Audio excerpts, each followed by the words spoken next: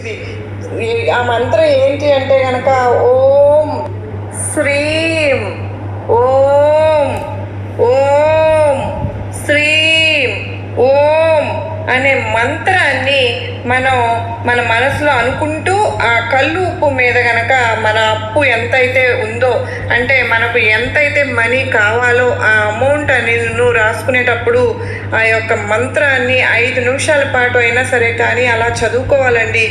మళ్ళీ చెప్తాను చూడండి.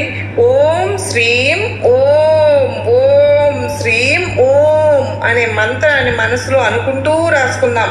ఈ బీజాక్షర మంత్రానికి నిజంగా ఓంకి కానీ శ్రీంకి కానీ చాలా శక్తివంతమైన రిజల్ట్ అనేది ఖచ్చితంగా మనకు కనిపిస్తుందండి.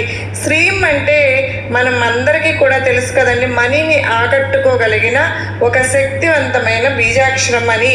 ఈ కళ్ళు ఉప్పు పరిహారం మనం కూడా ఒకసారి ట్రై చేసి చూసుకుందాం. రిజల్ట్ అనేది మనకి ఖచ్చితంగా తెలుస్తుంది ఫ్రెండ్స్. మీరు ఈరోజు కనుక తెలుసుకున్నారు కదండి, ఇంత చక్కటి కళ్ళు ఉప్పు పరిహారం ఎంత తేలికగా ఎంత సింపుల్గా చేసుకోవచ్చో. మనకు డబ్బులు రావాలి అనుకుంటే మాత్రం ఒక శుక్రవారం కానీ ఒక మంగళవారం కానీ అయినా ఈ యొక్క పరిహారాన్ని చేసుకుందాం.